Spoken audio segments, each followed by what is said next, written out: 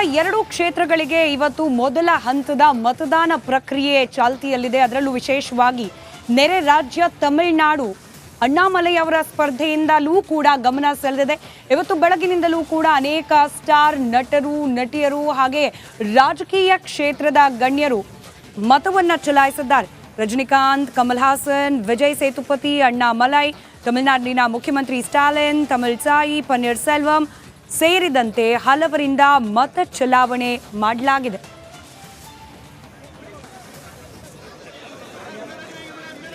ಮೊದಲ ಹಂತದ ಚುನಾವಣೆಯ ಮತದಾನ ಪ್ರಕ್ರಿಯೆ ಯಾವ ರೀತಿಯಾಗಿ ನಡೀತಿದೆ ಅನ್ನೋದಕ್ಕೆ ಸಂಬಂಧಪಟ್ಟ 10 ದೃಶ್ಯಗಳನ್ನು ಗಮನಿಸ್ತಾ ಇದ್ದೀರಿ. ರಜನಿಕಾಂತ್, ಕಮಲ್ ಹಾಸನ್, ವಿಜಯ್ ಸೇತುಪತಿ ಸೇರಿದಂತೆ ಅನೇಕ ಸಿನಿ ಸೆಲೆಬ್ರಿಟಿಗಳು, ಹಾಗೆ ಬಿಜೆಪಿಯ ತಮಿಳುನಾಡು ರಾಜ್ಯಾಧ್ಯಕ್ಷ ಅಣ್ಣಾಮಲೈ, ಹಾಲಿ ಮುಖ್ಯಮಂತ್ರಿ ಸ್ಟಾಲಿನ್, ಹಾಗೆ ವಿಶೇಷ ಅಭ್ಯರ್ಥಿಯಾಗಿ ಗಮನ ಸೆಳೀತಾ ಇರುವ ತಮಿಳ್ಸಾಯಿ, ಯಾಕಂತಂದ್ರೆ ರಾಜ್ಯಪಾಲರಾಗಿದ್ದವರು, ಪನ್ನೀರ್ ಸೆಲ್ವಂ, ಎಲ್ ಮುರುಗನ್, ಚಿದಂಬರಂ ಸೇರಿದಂತೆ ಹಲವರು ಮತವನ್ನು ಚಲಾಯಿಸಿದ ಸಂದರ್ಭದ ದೃಶ್ಯ ಏಕಕಾಲದಲ್ಲಿ ಗಮನಿಸುತ್ತಿದ್ದೀರಿ.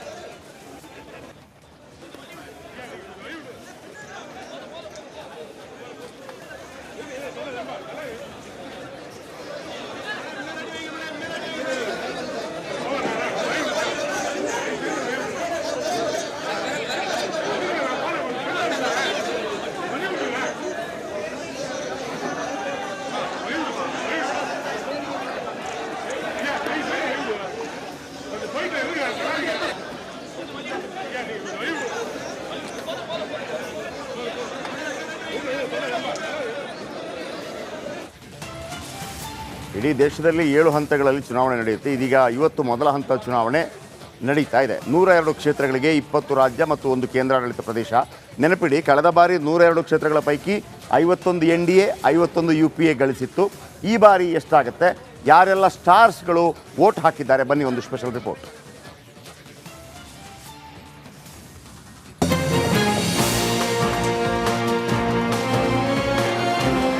ಲೋಕಸಭಾ ಚುನಾವಣೆಯ ಮೊದಲ ಹಂತದ ಮತದಾನ ಬಿರುಸಿನಿಂದ ನಡೀತಿದೆ. ಇನ್ನು ತಮಿಳುನಾಡಿನ 39 ಕ್ಷೇತ್ರಗಳಿಗೆ ಮೊದಲ ಹಂತದಲ್ಲೇ ಚುನಾವಣೆ ನಡೆಯುತ್ತಿದ್ದು, ಘಟಾನುಘಟಿಗಳು ಮತದಾನ ಮಾಡಿದ್ರು.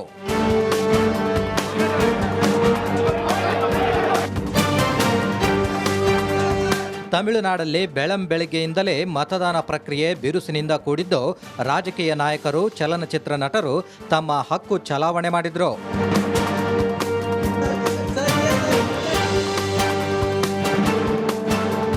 ಸ್ಟಾಲಿನ್, ಅಣ್ಣಾಮಲೈ, ಮುರುಗನ್ ಮತದಾನ. ತಮಿಳುನಾಡಿನ ಸಿಎಂ ಸ್ಟಾಲಿನ್ ಚೆನ್ನೈನ ಅಲ್ವಾರ್ಪೇಟ್ನಲ್ಲಿ ಮತದಾನ ಮಾಡಿದ್ರು. ಇನ್ನು ಕೊಯಮತ್ತೂರಿನ ಬಿಜೆಪಿ ಅಭ್ಯರ್ಥಿ ಅಣ್ಣಾಮಲೈ ಕೂಡ ತಮ್ಮ ಹಕ್ಕು ಚಲಾಯಿಸಿದ್ರು.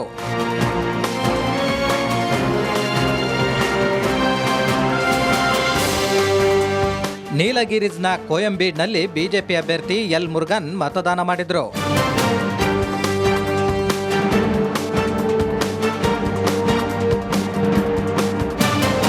ಚೆನ್ನೈ ದಕ್ಷಿಣ ಕ್ಷೇತ್ರದ ಬಿಜೆಪಿ ಅಭ್ಯರ್ಥಿ ತಮಿಳುಸಾಯಿ ಸೌಂದರರಾಜನ್ ಮತದಾನ ಮಾಡಿದ್ರು. ತೂತುಕುಡಿ ಕ್ಷೇತ್ರದ ಡಿಎಂಕೆ ಪಕ್ಷದ ಅಭ್ಯರ್ಥಿ ಕನ್ನಿಮೋಳಿ ಕೂಡ ಮತದಾನ ಮಾಡಿದ್ರು.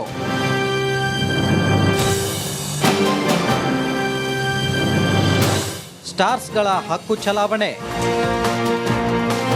Rajinikanth, Kamal, Sethupathi voting. Super star Rajinikanth ಕೂಡ ತಮ್ಮ ಹಕ್ಕು ಚಲಾವಣೆ ಮಾಡಿದ್ರು.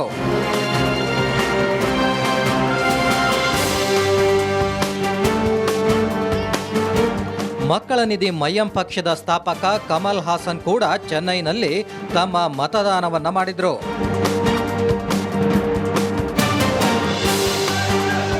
ನಟ ವಿಜಯ್ ಸೇತುಪತಿ ಕೂಡ ತಮ್ಮ ಹಕ್ಕು ಚಲಾಯಿಸಿದ್ರು.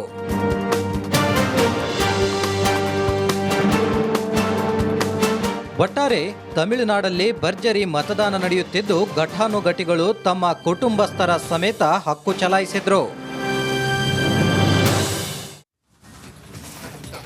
ಓಕೆ, ಇವತ್ತು ತಮಿಳುನಾಡಿನಿಂದ ವಿಶೇಷವಾಗಿ ಕೊಯಮತ್ತೂರಿನಿಂದ ರಂಜಿತ್ ನಿರಂತರವಾಗಿ ಮಾಹಿತಿಗಳನ್ನು ಕೊಡ್ತಾ ಹೋದ್ರು. ರಂಜಿತ್, ಇದೀಗ ನಿಮ್ಮ ಸರದಿ ಏನೆಲ್ಲ ಆಯಿತು ಬೆಳಗಿನಿಂದ ಇಲ್ಲಿಯ ತನಕ? ಖಂಡಿತವಾಗ್ಲೂ ಕೂಡ ಜಯಪ್ರಕಾಶ್ ಶೆಟ್ರೆ, ಕೊಯಮತ್ತೂರು ಜಿದ್ದಾಜಿದ್ದಿನ ಕಣವಾಗಿತ್ತು. ಯಾಕಂತ ಹೇಳಿದ್ರೆ ಅಣ್ಣಾಮಲೈ ಈ ಬಾರಿ ಮೊದಲ ಬಾರಿ ಕಣದಲ್ಲಿದ್ರು, ಅದರಂತೆ ತ್ರಿಕೋನ ಸ್ಪರ್ಧೆ ಇದ್ದದ್ರಿಂದಾಗಿ ಕೊಯಮತ್ತೂರಿನಲ್ಲಿ ನಿರೀಕ್ಷೆಯಂತೆ ಒಂದಿಷ್ಟು ಕುತೂಹಲ ಇತ್ತು. ಆದರೆ ಅಣ್ಣಾಮಲೈಯವರು ಬಿಜೆಪಿಗೆ ಸೇರಿ ಪಕ್ಷವನ್ನು ಬಲವರ್ಧನೆ ಮಾಡೋದ್ರ ಜೊತೆಗೆ ಕೊಯಮತ್ತೂರನ್ನ ಈ ಬಾರಿ ಕಬ್ಜಾ ಮಾಡೋದಕ್ಕೆ ಎಲ್ಲ ರೀತಿಯಲ್ಲೂ ಕೂಡ ಅವರ ತಯಾರಿ ಇತ್ತಲ್ಲ, ಪೂರ್ವ ತಯಾರಿ ಇತ್ತಲ್ಲ, ಅದು ಇವತ್ತು ಗೊತ್ತಾಗ್ತಾ ಇತ್ತು. ನಾವು ಹೆಚ್ಚು ಕಮ್ಮಿ ಒಂದು 15ರಿಂದ 20 ಬೂತ್ಗಳಿಗೆ ಭೇಟಿಯನ್ನು ಕೊಟ್ವಿ. ಭೇಟಿ ಕೊಟ್ಟು ಮತದಾರರನ್ನು ಮಾತಾಡಿಸುವಾಗ ಅವರೆಲ್ಲರ ಬಾಯಲ್ಲೂ ಕೂಡ ಬಿಜೆಪಿ ಮತ್ತು ಮೋದಿ ಮತ್ತು ಅಣ್ಣಾಮಲೈ ಅನ್ನೋ ಮಾತೆ ಕೇಳಿಬರ್ತಾ ಇತ್ತು. ಬೆಳಿಗ್ಗೆ 6:15 ನಾವು ಮೊದಲು ಸುಂಗಮ್ ಮತಗಟ್ಟೆಗೆ ಹೋದ್ವಿ. ಮತಗಟ್ಟೆಯಲ್ಲಿ ಎಲ್ಲ ರೀತಿಯಲ್ಲೂ ಕೂಡ ಸಿದ್ಧತೆಯೊಂದಿಗೆ ಅಲ್ಲಿದ್ದಂಥ ಸಿಬ್ಬಂದಿ ಮತದಾರರ ಬರುವಿಕೆಯಾಗಿ ಕಾಯ್ತಾ ಇದ್ರು. ಅದಾದ ನಂತರ 7 ಗಂಟೆಗೆ ಶುರುವಾಗುತ್ತೆ ಮತದಾನ. ನಿಧಾನವಾಗಿ ಆರಂಭ ಆದಂಥ ಮತದಾನ ಬಿಸಿಲೇರ್ತಾ ಇದ್ದಂತೆ, ಹೊತ್ತೇರ್ತಾ ಇದ್ದಂತೆ ಕ್ಷಿಪ್ರವಾಗಿ ಸಾಗುತ್ತೆ. ಅದರಂತೆ ಗಣ್ಯಾತಿ ಗಣ್ಯರು ಬಂದು ಸುಂಗಮ್ ಸೇರಿದಂತೆ ಬೇರೆ ಬೇರೆ ಕಡೆಗಳಲ್ಲಿ ಬಂದು ಮತದಾನವನ್ನು ಮಾಡ್ತಾರೆ, ತಮ್ಮ ಹಕ್ಕನ್ನು ಚಲಾಯಿಸ್ತಾರೆ. ಅದ್ರ ಜೊತೆಗೆ ಕೆಲವೊಂದಿಷ್ಟು ಇಂಟ್ರೆಸ್ಟಿಂಗ್ ವಿಚಾರ ಅಂತ ಹೇಳಿದರೆ, ಈ ಬಾರಿ ತ್ರಿಕೋನ ಸ್ಪರ್ಧೆ ಕೊಯಮತ್ತೂರಿನ ಲೋಕಸಭಾ ಕ್ಷೇತ್ರದಲ್ಲಿ ಮತ್ತು ಈ ಹಿಂದೆ ಬಿಜೆಪಿಗೆ ನೆಲೆಯೇ ಇಲ್ಲದಂತಹ ಈ ದ್ರಾವಿಡ ನೆಲದಲ್ಲಿ ಈ ಬಾರಿ ಬಿಜೆಪಿ ಒಂದು ಅಕೌಂಟ್ ಓಪನ್ ಮಾಡುತ್ತೆ ಅನ್ನೋದು ಬಹಳ ಕ್ಲಿಯರಾಗಿ ಗೊತ್ತಾಗ್ತಾ ಇದೆ. 2 ಅಂಕಿಯನ್ನು ದಾಟುತ್ತೆ ಅನ್ನೋದು ಬಿಜೆಪಿ ಕಾರ್ಯಕರ್ತರ ಮಾತಾಗಿದೆ. ಹಲವಾರು ಜನ ಕನ್ನಡಿಗರು ಕೂಡ ನಮಗೆ ಸಿಕ್ಕಿದ್ರು. ರಿಪಬ್ಲಿಕ್ ಕನ್ನಡವನ್ನು ನೋಡಿ ಕನ್ನಡಿಗರು ಬಂದು ನಮ್ಮ ಜೊತೆಲಿ ಮಾತನಾಡ್ತಾ ಹೇಳ್ತಾ ಇದ್ರು, ಈ ಬಾರಿ ಒಂದು ನರೇಂದ್ರ ಮೋದಿಯವರು ಮತ್ತು ಅಣ್ಣಾಮಲೈಯವರ ಕಾಂಬಿನೇಷನ್ನಲ್ಲಿ ದ್ರಾವಿಡರ ನೆಲದಲ್ಲಿ ಬಿಜೆಪಿ ಬಾವುಟವನ್ನು ಹಾರಿಸ್ತಾರೆ ಅನ್ನೋ ಮಾತನ್ನು ಹೇಳ್ತಾ ಇದ್ರು.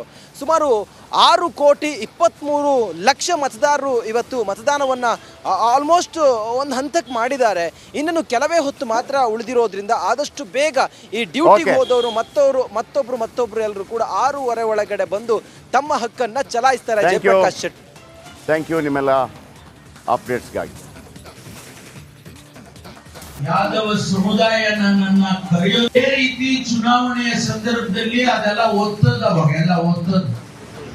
ಅವಾಗೇನು ಇರೋಣ, EVM ಇರ್ಲಿಲ್ಲ ಕಣ, ಅವಾಗ ಎಲ್ಲ ಒತ್ತದು. ಒಬ್ರು ಕೂತ್ಕೊಂಡು ಒತ್ಕೊಡ್ರು ಅತ್ಲಾಗೆ. ನಾನು ಅನೇಕ ಸಂದರ್ಭದಲ್ಲಿ ಜ್ಞಾಪಿಸ್ಕೊಳ್ತೀನಿ, ಹಟ್ಟಿ ಒಳಗೆ ಒಬ್ರು ನಮ್ಮ ಮಧುಚಂದ್ರ ಇಲ್ಲೂ ಅವನೇ ಅಲ್ಲ, ಒಬ್ರು ಕೂತ್ಕೊಂಡು ಒತ್ತಿ ಹೋಗಪ್ಪ ಯಾತ್ರೆಗೆ ಅಂತ ಕಳಿಸೋದು. ಇವತ್ತಿಗೂ ಕೂಡ ಯಾದವ ಸಮುದಾಯ ನನ್ನನ್ನ ಕರೆಯೋದೇ ನಮ್ಮಯ್ಯಪ್ಪ ಅಂತ. ಅದೇ ರೀತಿ ಚುನಾವಣೆಯ ಸಂದರ್ಭದಲ್ಲಿ ಅದೆಲ್ಲ ಒತ್ತದ, ಅವಾಗೆಲ್ಲ ಒತ್ತದ. ಅವಾಗೇನು ಇರೋಣ, EVM ಇರ್ಲಿಲ್ಲ ಕಣ, ಅವಾಗ ಎಲ್ಲ ಒತ್ತದು. ಒಬ್ರು ಕೂತ್ಕೊಂಡು ಒತ್ಕೊಡ್ರು ಅತ್ಲಾಗೆ. ನಾನು ಅನೇಕ ಸಂದರ್ಭದಲ್ಲಿ ಜ್ಞಾಪಿಸ್ಕೊಳ್ತೀನಿ, ಹಟ್ಟಿ ಒಳಗೆ ಒಬ್ರು ನಮ್ಮ ಮಧುಚಂದ್ರ ಇಲ್ಲೂ ಅವನೇ ಅಲ್ಲ, ಒಬ್ರು ಕೂತ್ಕೊಂಡು ಒತ್ತಿ ಹೋಗಪ್ಪ ಯಾತ್ರೆಗೆ ಅಂತ ಕಳಿಸೋದು. ಇವತ್ತಿಗೂ ಕೂಡ ಯಾದವ ಸಮುದಾಯ ನನ್ನನ್ನ ಕರೆಯೋದೇ ನಮ್ಮಯ್ಯಪ್ಪ ಅಂತ. ಮತ್ತಷ್ಟು ಡೀಟೇಲ್ಸ್ ನಮ್ಮ ಪ್ರತಿನಿಧಿ ಸತೀಶ್ ನೀಡ್ತಾ ಹೋಗ್ತಾರೆ. ಸತೀಶ್, ಎಕ್ಸಾಕ್ಟ್ಲಿ ಏನ್ ಅರ್ಥ ಪರಮೇಶ್ವರ್ ಅವರ ಮಾತಿನದ್ದು? ಹಾಗೆ ಇದು ನೋ ಡೌಟ್ ಚುನಾವಣೆ ಸಂದರ್ಭದಲ್ಲಿ ಗೃಹ ಸಚಿವರೇ ಈ ರೀತಿ ಹೇಳಿಕೆ ನೀಡಿರೋದು ರಾಜಕೀಯ ಕೆಸರಚಾಟಕ್ಕೆ ಕಾರಣವಾಗುವ ಎಲ್ಲ ಸಾಧ್ಯತೆ ಕೂಡ ಇದೆ. ಹೌದು ಸ್ಮಿತಾ, ಪರಮೇಶ್ವರ್ ಅವರು ಹೇಳಿರುವಂಥ ಈ ಹೇಳಿಕೆ